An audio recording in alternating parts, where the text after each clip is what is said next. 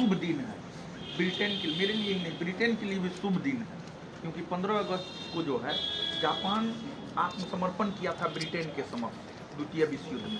15 अगस्त को 15 अगस्त को जो है जापान आत्मसमर्पण किया था ब्रिटेन के समक्ष, तो इसीलिए ब्रिटेन के लिए जो है 15 अगस्त का दिन बड़ी ऐतिहासिक हो गया। तो इसी वजह से जो है माउंटबेटन का हम 15 अगस्त को भारत को आज़ादी देंगे। तो जब डेट तय हो गया तब पंडित जवाहरलाल नेहरू ज्योतिषी से मिले। ज्योतिषी से, भारत तो धर्म में न विश्वास करने वाला देश है, तो ज्योतिषी से मिले तो ज्योतिषी बोलता है 15 अगस्त का दिन ठीक ना है, 14 अगस्त ठीक है, 15 अगस्त ठीक ना है, या फिर उसके बाद का दिन ठीक है। तो पंडित नेहरू बोले माउंटबेटन को कि ऐसा कीजिए ना, कुछ दिन और भारत को गुलाम बना करके रखिए और फलना दिन को जो है आज़ाद कर दीजिएगा, आगे 15 अगस्त के आगे। तो फिर माउंटबेटन कहा कि देखिए फिर जो है फिर से भारतीय स्वतंत्रता अधिनियम 1947 को रद्द करना पड़ेगा, फिर दूसरा विधेयक लाना पड़ेगा, फिर उसको कांग्रेस सहमति देगा, फिर मुस्लिम लीग सहमति देगा, फिर ब्रिटेन के संसद में जाएगा, हाउस ऑफ कॉमन सहमति देगा, हाउस ऑफ लॉर्ड सहमति देगा, तो फिर जो है ब्रिटेन का राजा सहमति देगा। मतलब बहुत लंबा प्रोसेस हो जाएगा। माउंटबेटन यही समझाया कि लंबा प्रोसेस में नहीं पड़ना है, थोड़ा बीच का रास्ता निकालिए। तो माउंटबेटन ने सुझाया, माउंटबेटन कहा कि देखिए आप लोग तो सनातन धर्म को मानने वाले लोग हैं, हिंदू धर्म को मानने वाले लोग हैं, तो सनातन संस्कृति में सूर्योदय के बाद अगला दिन होता है। सनातन संस्कृति में सूर्योदय के बाद छठ देखते हैं, समझ रहे हैं छठ। तो जैसे आज 20 तारीख, आज 20 दिसंबर है, अगर आप ईसाई ग्रेगोरियन कैलेंडर की बात कीजिएगा या ईसाई कैलेंडर की बात कीजिएगा, ईसाई संस्कृति की बात कीजिएगा, तो उसमें तो रात में 12 बजे के बाद अगला दिन हो जाता है। आज रात 12 बजे के बाद जो है अगला दिन हो जाएगा, 21 दिसंबर हो जाएगा। लेकिन हम लोगों के सनातन संस्कृति में सूर्योदय जब होगा ना, उसके बाद होगा 21 दिसंबर। माउंटबेटन जो है कहा कि ऐसा कीजिए ना, ऐसा काम कीजिए कि हम लोगों का भी बात रह जाए और आपका भी बात न कटे। आपकी संस्कृति, आपके धर्म से जुड़ा हुआ चीज़ है। माउंटबेटन कहा रात को 12 बजे के बाद आप झंडा फहराएंगे। तो हमारे अनुसार अगर आप रात को 12 बजे के बाद झंडा फहरा रहे हैं तो 15 अगस्त हो जा रहा है, और आपके अनुसार सूर्योदय के बाद होगा 15 अगस्त, तो आपका भी बात रह गया। मतलब 14 अगस्त का दिन शुभ है, तो 14 अगस्त के रात में आप झंडा फहरा लीजिए, तो हम लोगों के अनुसार तो 15 हो गया, आपके अनुसार तो, आपके संस्कृति के अनुसार तो सूर्योदय के बाद होगा। तो इसी वजह से जो है जब पहली बार हम लोग स्वतंत्रता दिवस मनाए थे तो 14 अगस्त के मध्य रात्रि को रात में 12 बजे झंडा फहराया गया था। और पंडित नेहरू जी का वो भाषण जो है ट्रस्ट विथ डिस्टेनी या ट्रस्ट विथ डिस्टेनी के नाम से जाना जाता है, और बहुत भाषण जो है लोकप्रिय हुआ था उनका भाषण। पूछा गया क्वेश्चन है, समझिए ये बढ़िया फैक्ट बता दिए हम आपको। मतलब हाँ, नीति के साथ वादा, इसका हिंदी होता है नीति के साथ वादा। हाँ सही बात है, ये किसी पीसीएस का पूछा हुआ क्वेश्चन है। हाँ पीसीएस का, हमको याद है पीसीएस का पूछा हुआ क्वेश्चन है, इसको आप लोग याद रख लीजिएगा। एग्जाम के दृष्टिकोण से वो बढ़िया फैक्ट बता दिए यहाँ पर, समझ गए। ट्रस्ट विथ डिस्टेनी, नीति के साथ वादा, उस नाम से उनका भाषण जो है ये हुआ। और जानते हैं पंडित नेहरू, सरदार पटेल, ये दोनों गांधी जी को खत लिखे थे, और ये दोनों ये चाह रहे थे कि गांधी जी भी इस समारोह में, इस शुभ घड़ी में हम लोगों के साथ हो और इस दिन को जो है खुशी के साथ मनाए। मतलब 15 अगस्त 1947 के दिन को गांधी जी भी खुशी के साथ मनाए, सबके साथ मिल करके मनाए।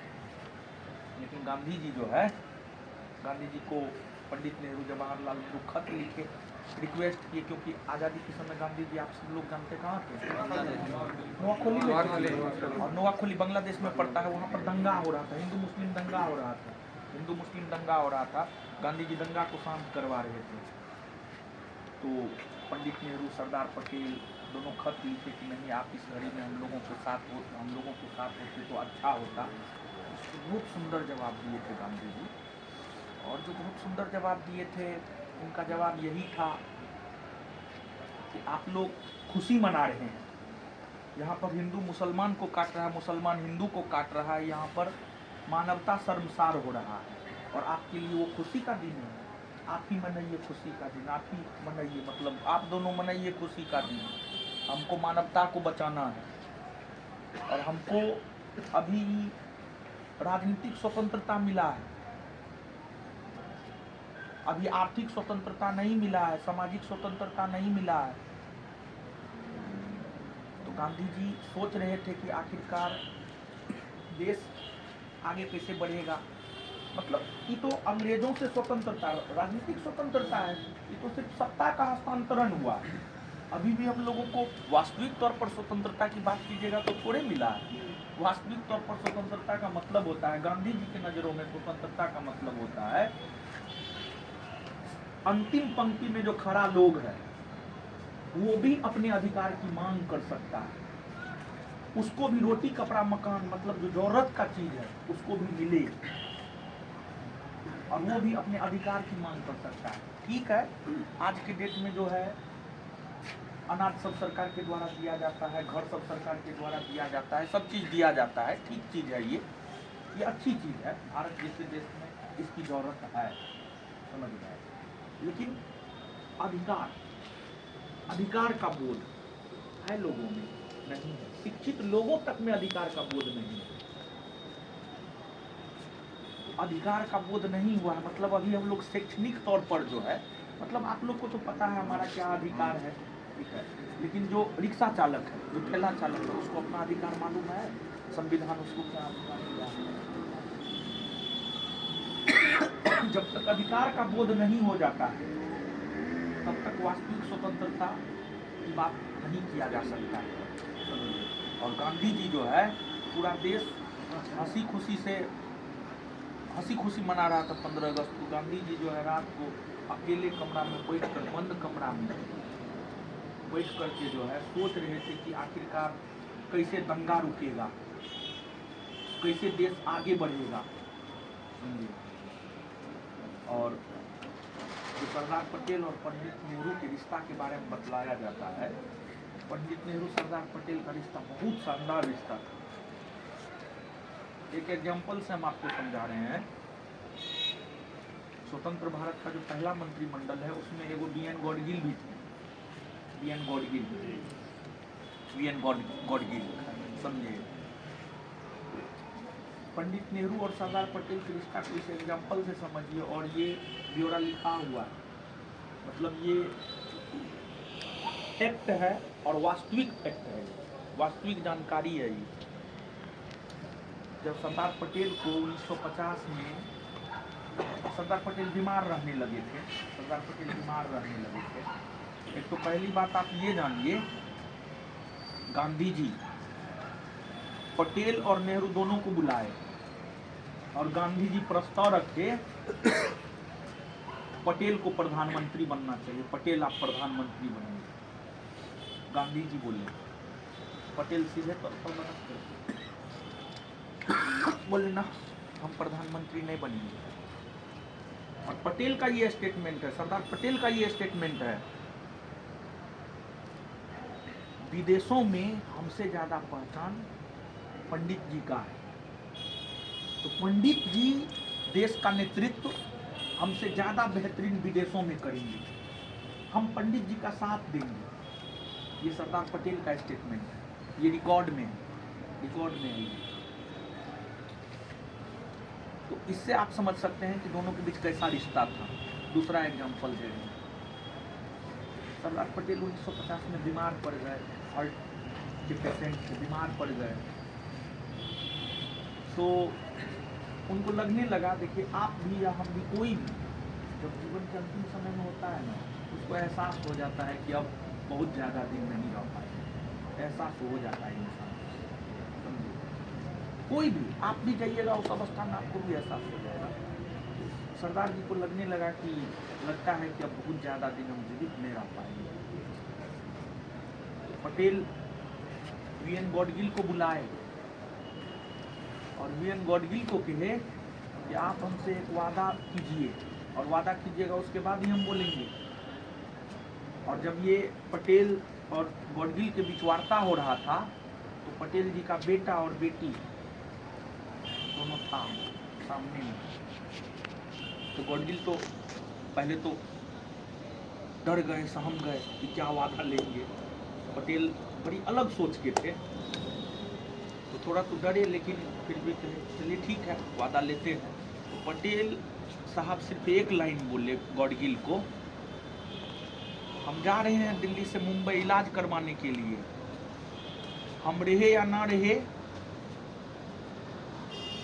इसका तो हमें पता नहीं है, लेकिन आप हमसे एक वादा कीजिए कि आप और पूरा मंत्रिमंडल नेहरू जी का साथ मत छोड़िएगा, नेहरू जी को अकेले मत छोड़िएगा। और इसके बाद इस बात का जिक्र जो है ना सरदार पटेल की बेटी अपने डायरी में की है, इस बात का जिक्र, ये भी बात रिकॉर्ड में। मतलब कितना शानदार रिश्ता था आप समझ सकते हैं, लेकिन उस रिश्ता को कितना बदनाम किया जाता है। पटेल को क्यों नहीं प्रधानमंत्री बनाया गया, नेहरू क्यों बना प्रधानमंत्री, समझे। जानते हैं आज के डेट में इतिहास को जो गलत तरीका से गढ़ा जा रहा है और हम जो भी बात बोले हैं वो रिकॉर्ड में, मतलब उसमें 100% सच्चाई है। मतलब उस समय के जो प्रत्यक्षदर्शी थे उन लोगों ने लिखा है अपनी डायरी में, समझे। तो कुल मिलाकर के हम लोगों को तो हमको लगता है कि बताइए, मतलब सोचिए कि गांधी जी कैसे थे और लोग कैसे थे, गांधी क्यों बना, सोचने वाली बात है।